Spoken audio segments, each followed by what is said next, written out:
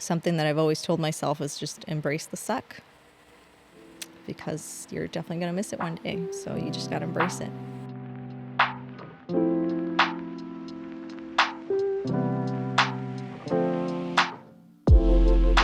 But welcome to the Hindsight, the Rhode Island National Guard's podcast. Thank you, sir. I'm Captain Mark Incha, the Deputy Public Affairs Officer. I'm A1C Brittany Capozzi with the Rhode Island National Guard's Public Affairs Office, and I'm a Public Affairs Specialist. And today we are joined by Staff Sergeant Jones, Caroline. I am the CSS admin for the 143rd Maintenance Squadron. All right. So this is going to be episode 4 of our leadership series. I love that topic. I'm very passionate about leadership, actually. So Perfect. I'll apologize. I do have a lot of Navy experience, and Boo. there's a lot of training from my active duty days on leadership, especially. But it's just because I like to compare active duty with the Guard. And there is sometimes a little bit of a lack of a mentoring / mentee relationship going on. We'll forgive your Navy experience. I actually come from a Navy family. Really? My dad is a bubblehead. Oh. And his heart was absolutely broken when 2 of his 3 children. Wait, did you go commissioned. Army right away? Oh, Here we I are. feel so sorry for your dad. His heart was crushed. My recruitment story was that the Navy was not having any jobs available, even in 2002 when I joined. And I willingly signed my enlistment as undesignated. And I said, I don't care. I don't have a job. That sounds really brave. Send me to That's the a ship. big risk. It was. Yeah. But I was also 17, so you just don't think at that time. And then I was just like, sure, Congratulations. You are Yeah. now a janitor 3rd class. pretty much. Why'd you pick the Navy? I have a cousin a few years older, and she was I want to say she just finished her master's. She was finishing her doctorates in psychology at the time. And she said, college is very expensive. She said, if you can avoid debt, she's like, the military is probably the best way. And then I said, well, that's always something I've always wanted to do, was join the military. But I was a little bit more declining the academic side of things. So I just wanted to do the physical side of it. And I said, I'm going Marines. They're not going to give me any trouble. All I got to do is pull ups, sit ups, push ups, and I'll be good. And she was extremely upset with me. And she said, you go Navy, you go Air Force, and that's about all you're going to go. My mom told me you go Air Force, that's it. Okay, well, you see, I had 2 options. So I had one. when I saw the ASVAB score for the Air Force, I was like, let's try Navy first. Because at the same time, my family actually just moved a year previously from Argentina. So I grew up in Argentina. I was born in the United States, but my family moved back in the early 90s during that recession time period. And I basically grew up in Argentina, and I didn't move back till I was 16. So my English was 3rd grade level English, yet it was good enough for high school to say, oh, she can speak it, so she can still read, write eventually. She'll graduate. So I was pretty much studying a lot just to catch up that senior year of high school and be able to graduate on time and be able to join the military like I wanted to, because I already signed in as in the delayed entry program. So my English was just not great, and I was just not confident enough to take I was just confident that my ASVAB score wasn't going to be high enough. Needless to say, my English and paragraph comprehension was so much higher that they wanted me to be a journalist. So I was like, oh, that's not what I thought, but thank you. So I eventually still got in the Navy. Was very excited because as I was learning more about the different branches, I noticed the history. I noticed how much the Navy tie-ins to a lot of our historical war events. And I just became very passionate about that because it was a very nice subject to keep learning. And then once I got to choose my job, I basically stayed in the department I was assigned to originally, even though I was undesignated and I didn't have a job. I ended up just taking the E4 exam right then and there after boot camp, and I made E4 right away. So I was pretty honored to be such a young sailor and moving up in the ranks so quickly. So I was very excited to not just lead, but learn from leaders and learn from previous chiefs and learn from, that environment that the Navy has and its history as well. So You've been around the block. You enlisted in 2002. yes. Were you straight into the National Guard, or was there a break in service there? There was an 8-year break in service in 2010. Exactly in the fall of 2009, I was supposed to extend or re-enlist so that I could be pinned E6, and I found out I was pregnant. So at the same exact month. So when I found out I was having my first child, I actually decided to not re-enlist. And I decided to be a stay-at-home mom and to support actually my husband's career, which was a huge decision factor because he is a warrant officer for the Air National Guard as well. So he's Chief Warrant Officer Gregory Jones. So We're big fans of Greg here. everybody knows Greg. Everybody knows Greg, so I'm okay with that. And then we already knew the 2010 deployment was coming up at that time. That was already in the plan. We already knew about that. So the pregnancy was not planned. So once that came through, I pretty much gave up my Navy career, and always in hopes and always with the back thought that I was actually going to go back to my military career. Well, welcome back. It's good to have you back. So let's see. Your first kid was 2009. 2010. 2010. Born, yeah. You have 5. Yes. When was the last one born? 2018. All right, so you had 5 kids in 8 years. God bless you. So 2018, last child was born. Mm-hmm. When did you decide to come back to the military? From 2010. That same year. The same year? Yeah. So A lot happening. yeah. And this second time around is a lot more complicated because now I have 5 little humans that depend on me. And now I have to create an even better communication and plan with my spouse when it comes to organizing, when it comes to putting schedules together, when it comes to doctor's appointments, and just any little thing. And now on top of that, I have to involve my supervisor onto that whole plate that I have, because they have to be aware of your personal life and your personal aspects as well. And that is something that I'm still learning because I am a very reserved person. So I will still say that I'm not very good at communicating all the time. I just know things are planned and it's in the calendar and it's going to happen. And but shoot, my boss needs to know that, I got to leave early today or my lunch is going to be a little longer of a break.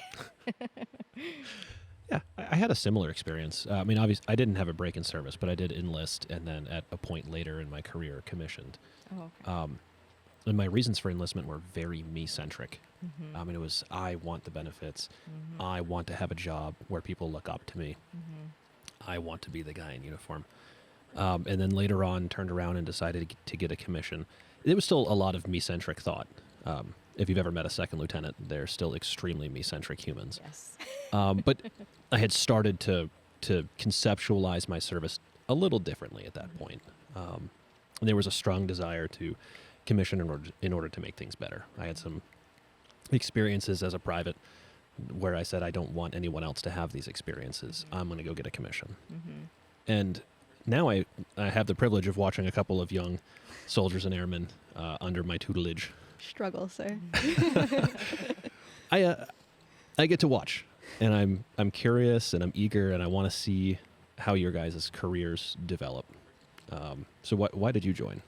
I joined for money because I needed a job. I was graduating college, and there's no jobs in this career field. It's super competitive. So that's basically why I joined for myself. Mm-hmm. Egocentric. But I am becoming an E4 very recently, hopefully by the end of this week. So is this your first time having a subordinate and directly having to supervise someone? Yes, my first time ever.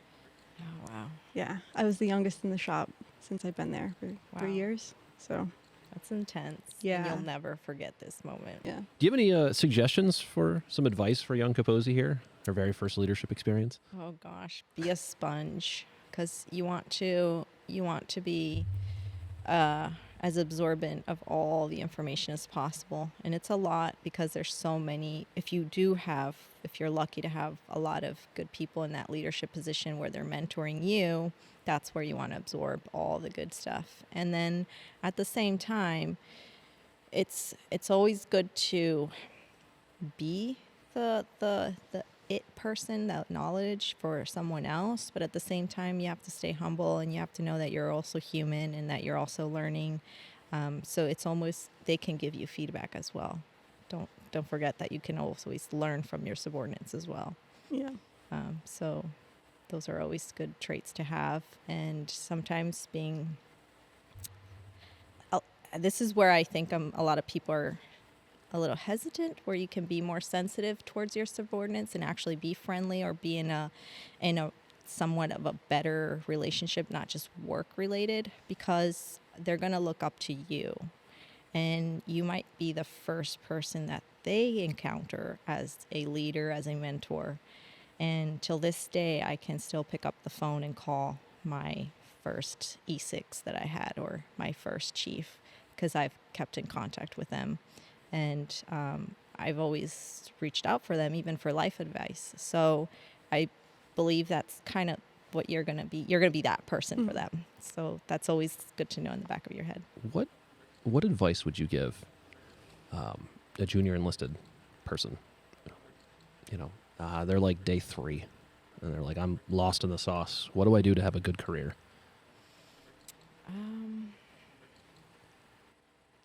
I would say networking and getting familiar with your surroundings, whether it's with the people you're working with, but also your work environment as well.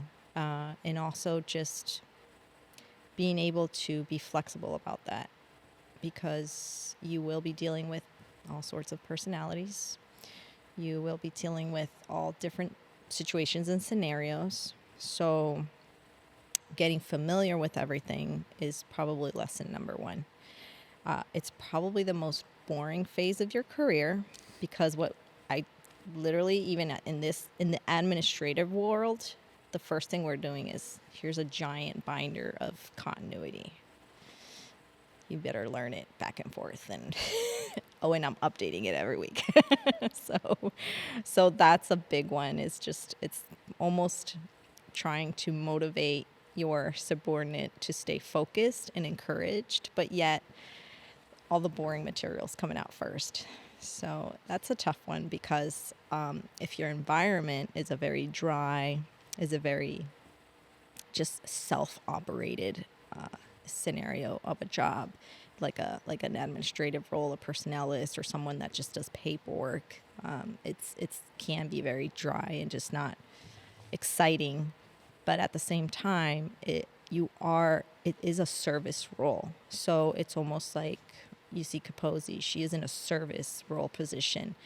She is at anybody's disposition to service. And so are we. So as a CSS, you're there for the assistance. You're there for explaining. You're there for training.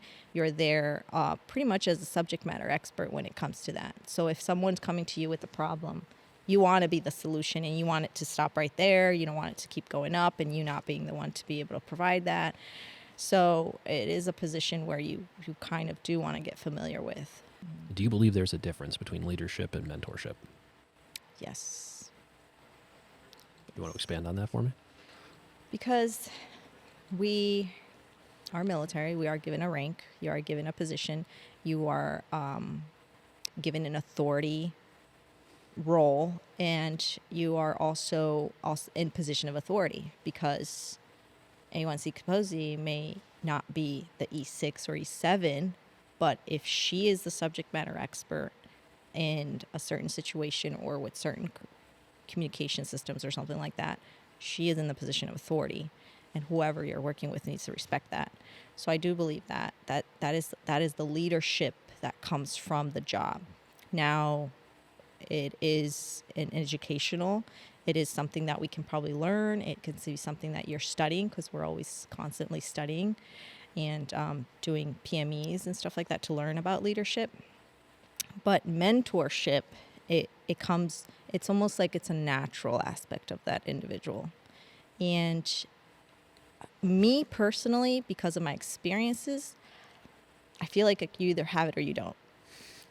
I'm sorry, but I have not seen, or I have not yet to experience someone that was not good at mentoring, or that was a beginner mentor and then flourished into a great mentor and then is like, wow, that person definitely changed. I have not yet seen that. So I feel that that's why the first phase of your careers, the early phases of your careers, is very important, that we sit back and listen and be a little bit more humble about the situations versus always wanting to step ahead, always wanting to, be the loud one in the room, because I feel like I am absorbing. I'm still a sponge. I want to be the best mentor I can be. I have not yet to be put in that position yet, because I'm assuming just because of right now I'm just kind of like a one-woman show. It's just me in the office. I work directly for the colonel. So I think that when it does come to that moment, it's probably going to be more in like an E7 level position, probably, once I rotate around. And by then, I'm hoping that this time that I'm in right now, I used it wisely to become the mentor that I want to see. You hit some point and then it's like, you're a mentor now, or? No, I feel like I have mentored people. I have mentored people in a personal aspect. I have, in my first command, I don't know why, I wasn't even a mom at the time, but I just took it upon myself to be kind of like a motherly figure in my unit. And there wasn't a lot of females in that job per se, so I think that's kind of why I stepped up to it. And a lot of these girls are young. They're young. They're coming out of high school. We have a lot of foreigners that don't speak English very well, so I helped them with that. We have a lot of people that actually had to be, start paperwork to be citizens and become citizens so that they can stay. I helped them with that. And it just kind of happened naturally, where I just took people under my wing and helped them. And then out of work, I was still helping them with things, personal issues, which is, and I see this, I can tell myself that I mentored them, because till this day, I am still helping these people who I supervised. Oh my gosh, I'm talking about 15 years ago. But so I supervised them such a long time ago, but I made an impact in their life to where they can trust my opinion, my advice, or anything that I can say to help them. I feel like the opportunity for mentorship is pretty high here as well, because most of our soldiers and airmen, we only have them 2 days a month. Mm-hmm. And they have this entire other facet of their life that doesn't get given to them by the Army, right? Most of our soldiers and airmen, they have a real job. They have to actually balance a checkbook because they have to pay for an apartment. They don't eat at a DFAC. They don't live in a barracks. And the opportunity exists for a 35-year-old, now master carpenter, to not only mentor his 18-year-old 12 November, but like also maybe mentor him as like a person. Like, hey, you're 18 and you're an apprentice carpenter now. I happen to be a master carpenter, so now I can also give you advice and be a resource for you there. I don't know.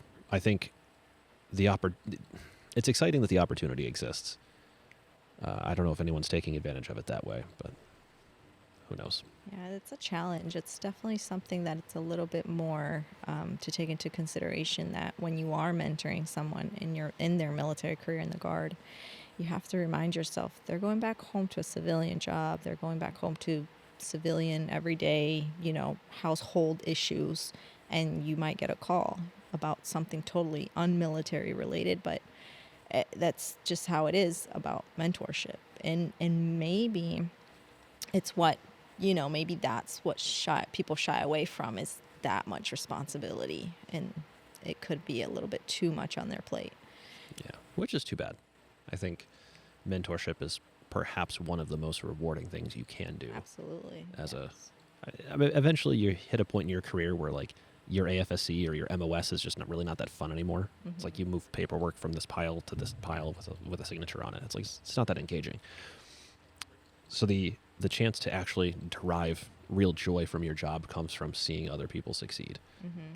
I feel like I've hit kind of that point in my career. Between the podcast and mentorship, it's about like the only fun I have in what I do. And if people aren't taking advantage of that, if they're not being a mentor, I feel like they're losing out. You're costing the organization future performance. You may be costing that soldier.